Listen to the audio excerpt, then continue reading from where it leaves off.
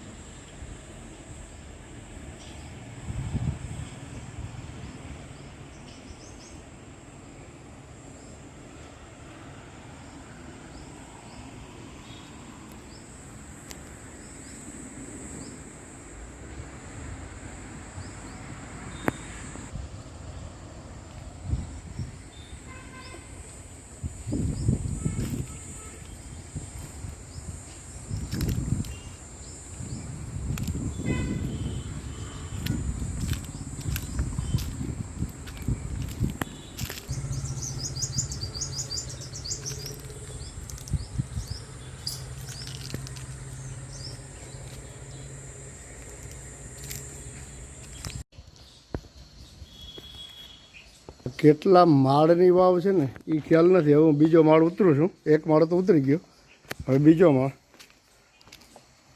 તમે એને જોઈ શકો છો। ચિત્ર થોડું હલશે, તમને દર્શન સંપૂર્ણપણે કરાવવાના છે માટે જો આ રીતનો આખો કૂવો છે।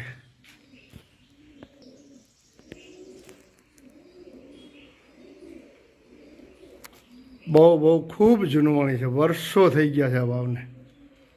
પુરાતત્વ અવશેષોના અંડરની અંદર આ જગ્યા આવે છે, રક્ષિત સ્મારક તરીકે આવે છે। તમે બરાબર જોઈ શકો છો। આ કોઈ કંકુ વગેરેના ત્રિશુલ કરી અને માતાજીને બિરાજમાન કરવામાં આવેલા છે। હવે તમે એમની ઉપરની બાંધણી પણ જોઈ શકો છો। જુઓ,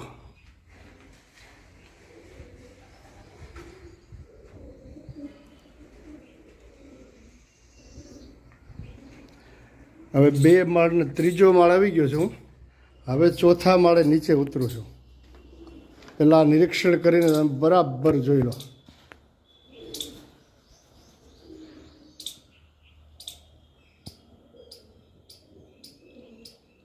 બહુ જૂનવાણી ઐતિહાસિક વાવ છે આ।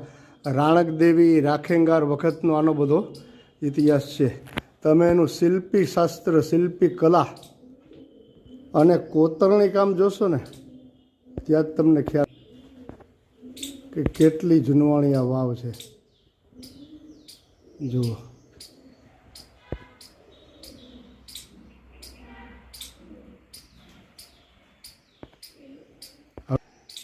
ત્રીજા કે ચોથા માળે નીચે જઈએ છીએ, તમે જોઈ શકો। અહીંયા સુધી કોઈ આવતું જ નથી। ઉપરથી જ ફોટો લઈ શૂટ લઈને વયા જાય, શૂટ કરીને।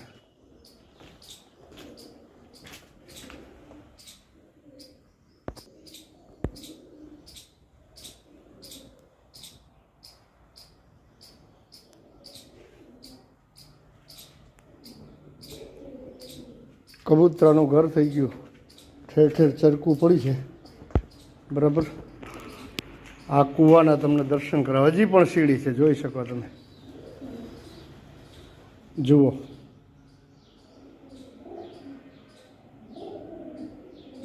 આ કૂવો છે। કૂવામાં ચોખ્ખું ને સરસ જલ ભરેલું છે। હવે તમને ઉપર બતાવું છું, બરાબર ધ્યાનથી નિરીક્ષણ કરજો।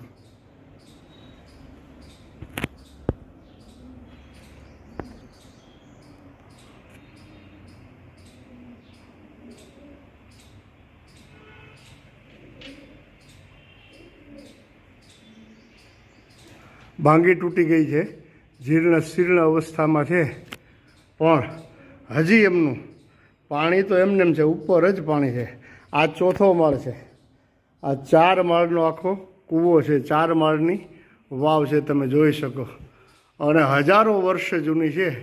કેવી આની બાંધણી હશે, કેવું બાંધકામ હશે, હજી તમને ઉપર જઈ અને બતાવવું છે. પણ થોડો વિડીયો છે ને મોટો થઈ જશે, એટલે તમે બન્યા રહેજો. જો તમારે જોવું હોય છેટ લગી આખી વાવ, તો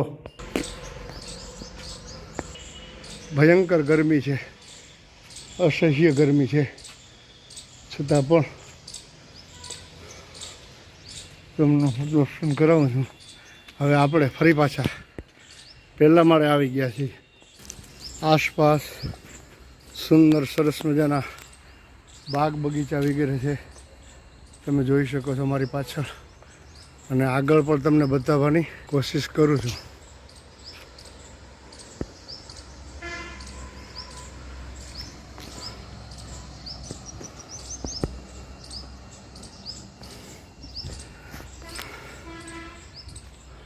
હવે તમને સીધા ત્યાં લઈ જાઉં છું, તો તમે જોઈ શકો.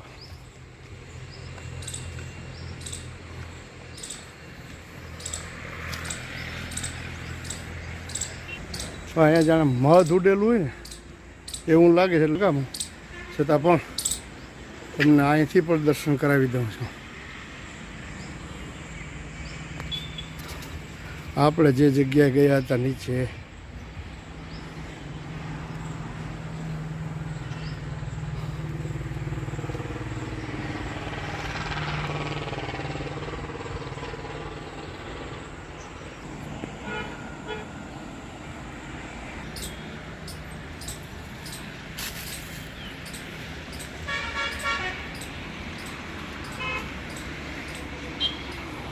જો જૂના જમાનાના મ્યુઝિયમ, આમાં કોષ હાલતો હશે કે કાંઈક એવું હશે. પછી આ એક સીડી અહીંયાથી પણ છે, આપ દર્શન કરી શકો છો, જોઈ શકો છો.